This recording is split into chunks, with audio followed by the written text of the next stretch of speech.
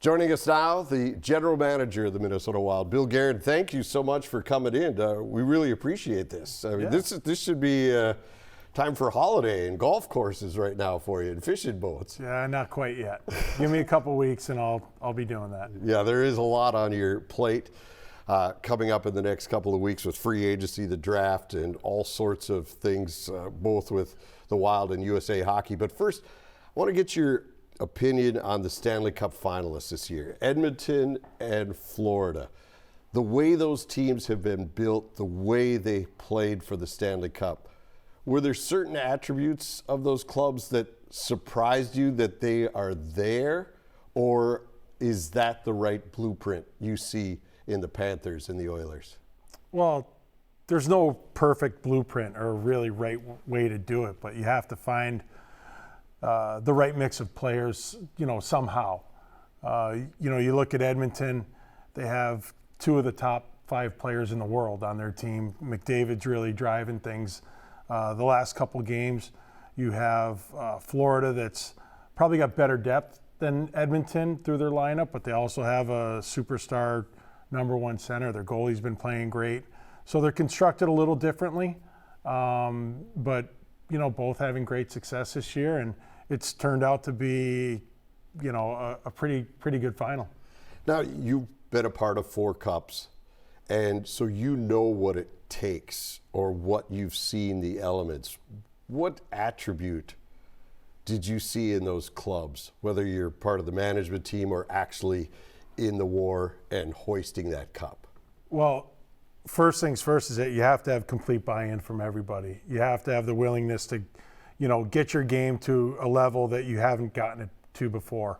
The level of, commitment, the level of sacrifice, has to be better than everybody else's and better than what you've done in the regular season. And what I see now is, or you're seeing it this year and what I've seen in the past, your best players have to be your best players. Right. Your role guys aren't going to be the ones to carry it to the cup. They're going to play a big part in it. But, as you see, the McDavids, the Draisaitl's, Bobrovsky's, Tkachuk's, those guys, they've been the best ones on their teams, and that's what you need. You need your stars to be your best players. So you look at the Minnesota Wild, the team you have right now. Do you feel that there are a lot of pieces that you have right now that could get you closer to that? Or do you feel that there's still some really big holes I got to try to give the coaching staff and our star players to make them a club that can contend? No, we definitely have some of the pieces. Do we have enough? Probably not right now, but we have to work at it and supply the coaching staff and the players with that. You know what? We have some of those pieces that are probably really young right now and going to grow into those roles. But I would say, with guys like Kaprizov, with Boldy, Eriksson Ek, Faber, we've got some pretty good young building blocks. And then you've got your Spurgeons, Brodins, Folinos, guys like that, Zuccarellos that are seasoned veterans that play a big part in all that. So I think we've got some really good pieces. It's just a matter of getting better every year and eventually getting over the top. All right, you're sitting in a pretty good spot, 13. Obviously, you'd rather have 1, 2, or 3 would be a much better thing to have. But you've been one that's not afraid to manipulate the draft, to jump up, back up, go after what you see. How do you look at this year's draft? Kind of the same way I always have, and willing to do anything. If somebody's if somebody's got a good idea and we can get better from that idea, then I'll do it. I don't mind staying where we are, but I also don't mind moving a bit. And that could be up, that could be back. Sideways if we could. But listen, we'll do anything that it takes to make our team better. And I take a lot of, or not a lot, all the direction on that day from Judd Brackett. He's the one that really understands the draft, all the players, the value of each pick, the value of each player. So I take tons of direction from him on that day. Okay, so what has he told you about what's available? It seems like there's a lot of defensemen in this year's draft that are going to go high. Is that something, again, are you one of those that always say, well, we're taking the best piece that's there and we'll figure it out later of where they fit in our system? Yeah, I'm a big believer in that. Take the best player available, we'll figure it out. I mean, you don't want to pass up on a better player just to pick positionally. I mean, most of these players are minimum 2 years away, probably more like 3-4.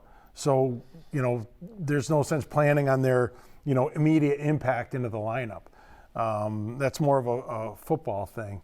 It's take the best player, we'll figure it out. There are a lot of good players that we feel that are in the vicinity of where we're going to be picking. So we're excited about the draft this year. All right, you look at, well, I guess you kind of answered that question already, but you could use draft assets to get you a piece that could play now off another team. You package up some picks and go get a body that you can plug into this year's squad for this upcoming season.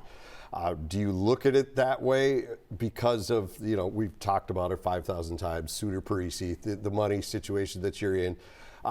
Could that be a chance for you to perhaps acquire a piece that could help you through this last stretch of this? Sure. I laid it out good, didn't I? Yeah, you did. Well, we'll do anything. If it's, that would make sense. We do have some cap space. Finally the cap went up this year, which for, a team in our situation it's really beneficial. I mean, I know it's beneficial to everybody, but somebody that's been as tight against it as we've been, this is really, a little bit of breathing room. So we'll be able to do something. And, we've put a great importance on drafting, on making our picks, but we've done a lot of that the last 5 years. And we will come to a certain point of time where, one of those picks can be expendable and we can use it towards a player that can help us now. Whether that happens this year, I can't tell you yes or no, but we will look at everything. All right, a lot of rumors fly out there at this time of year. Marco Rossi is a name that a lot of people are saying could be available, that he's a piece that interests other clubs because of the value he possesses. Where do you see in Marco right now as far as what he has done for you? Well, I mean, Marco has just gotten better every single year. I think, a year, 2 years ago, we weren't having this discussion, right? Because, he struggled a bit and it's taken him a little while to get going, but not everybody scores 20 goals in this league. And he put together, a pretty damn good season last year for a young kid. And he plays center. He's smart. He's competitive. There's nothing that we don't like about him. Some of these rumor mill things are, I don't know where they come from. But like I said, I wouldn't back away from doing anything if it made sense for us and it made us better. But as for Marco as a player and a kid, we love him. All right.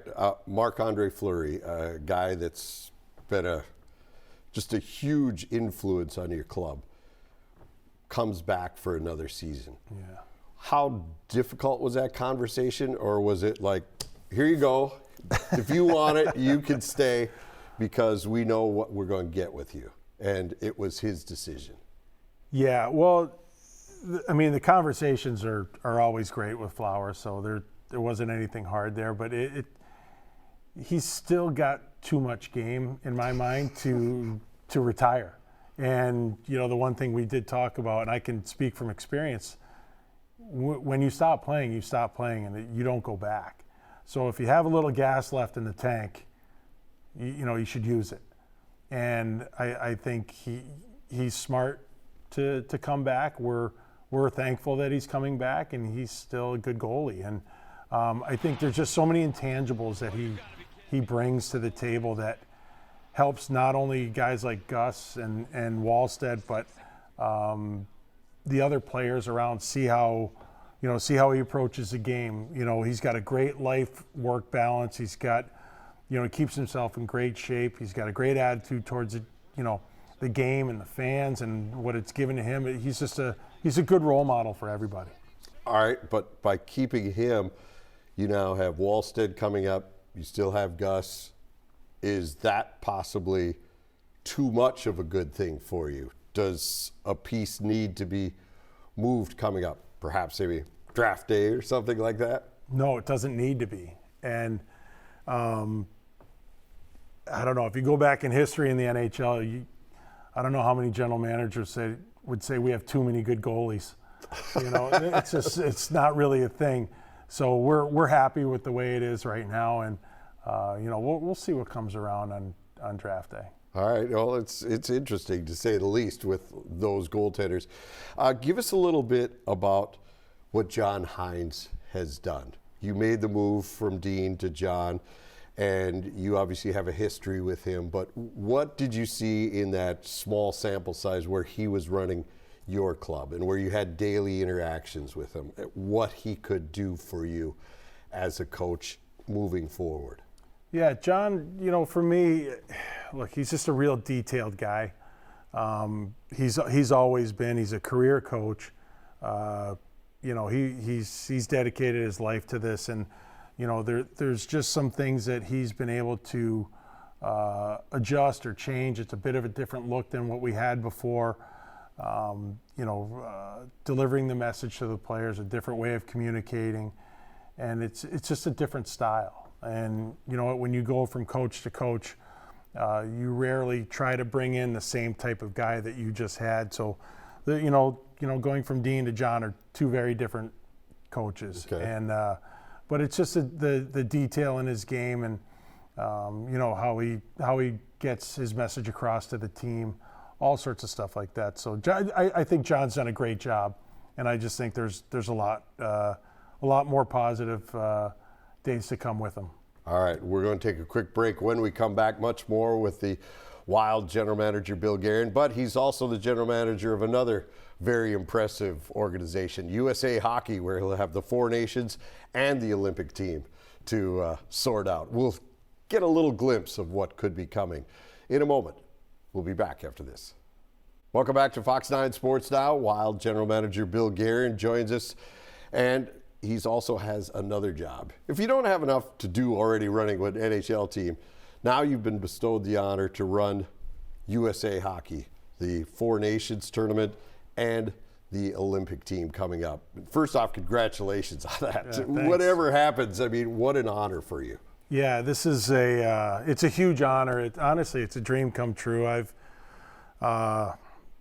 always loved being a player for USA Hockey. It's such a big thrill and an honor to represent your country, and you can't play forever. So life after playing and to be given this this honor is just I'm almost speechless when I talk about it. But it's just it's an unbelievable feeling and opportunity. So I'm excited. How much different is it when you wear your nation's color versus wearing an NHL jersey? Because you were always there for USA Hockey. I think when they called, if you were physically able, you went. Yeah, 100%. I mean, there's nothing like it. There really isn't. There's different ways to represent your country, and for me to be able to do it, playing hockey and now being a manager is just, it's just a huge thrill. There's nothing like wearing the red, white, and blue. I always loved it. All right, so approaching this job, it's different because there's other people you're answering to. Here, it's just Craig Leopold, and now there's the whole National Hockey League and all these American players.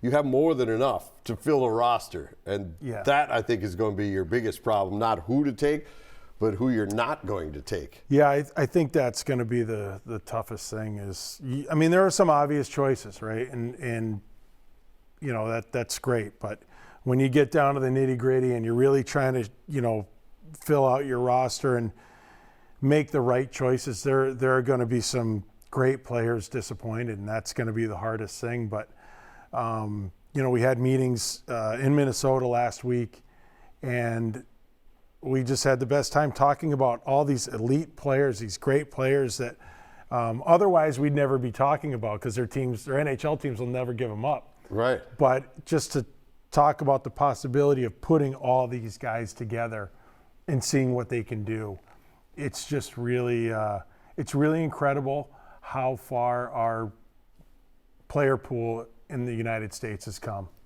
Yeah, it's astonishing. I mean, the development program has been so good at raising that stock that Plymouth, where they come out. I mean, you look at them now, how they dominate World Juniors now.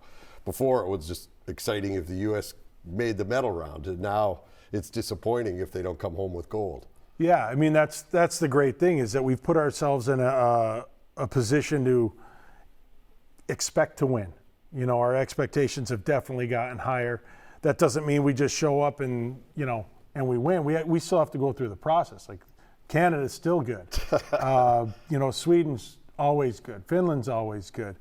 Other countries are still great. So you just saw Czech win the World Championship. I mean, we're not the only ones. So we're going to have our hands full no matter what. But we'll have a chance. And if we can put it all together, hopefully we can do something special. All right. You look at what Matt Boldy did for the United States at the World Championships. He obviously wanted to say, hey, I want to be part of this moving forward. What did you see? Because you know Matt so well here. Did you see something change in him when he was over there? Yeah, I mean, honestly, the confidence that he played with, and just seeing him, after a game or, during practice or whatever, you could see his confidence had grown. And I think it's nice sometimes to get away from what you're used to every day and be around other players. He was around guys like Brady Tkachuk and Johnny Gaudreau and Zach Werenski and Seth Jones, and see how those elite players, Brock Nelson, a local guy here, how do they carry themselves? How do they prepare? You're always learning. And I think that was really good for Matt. And yeah, he did not hurt himself over there. He had an amazing tournament. He was on every night, and it was great to see. All right, so how does the actual selection of players go? Are you the final say? Is there a committee? How will this work with USA Hockey and Van Beesbrook and all of the guys in Colorado? Yeah, Beeser's a part of it. I have Bill Zito from Florida, Chris Drury from the Rangers, Tom Fitzgerald from the Devils, and Chris Kelleher from the Wild helping me out with these decisions, going around watching games, keeping track of players, making sure that we're, tracking the guys who are playing well and trending up. And yeah, I mean, well, listen, I believe in collaboration, and I don't have all the answers. So I feel like I've surrounded myself with some pretty bright hockey minds, and we'll go through it together. Yeah, I'll make the final decisions, but you know what? I like working as a group, and like I said, I've got some pretty smart guys around me, and I trust them. Last thing, that when you look at it, you have to build a team, though. It's not just an all-star game. Right. So that's got to weigh into it too. Like when you said you were talking about picking the last few players and the role players that you may need in certain situations. That's got to be difficult to ask somebody who's a superstar on Club X, well, we're going to have to put you on the third line if we may have to ask you to kill penalties. Yeah, but if you want to win, that's what you do. And you know what? We are going to ask it, and we're going to find the guys who are capable of accepting a role that might not be what they're used to, but that's what we need. And if we're going to win, we're going to need guys that can play on the power play, that can kill penalties, that can play all sorts of special teams, that can go from playing 20 minutes with their NHL club to playing 12 with this club. I mean, that's just the way it's going to be. And it's all about the team, and it's all about the winning. And I think we'll be able to find those guys. I think so.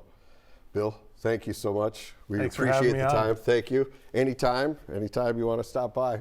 Chair's always open. Oh, perfect. Thanks.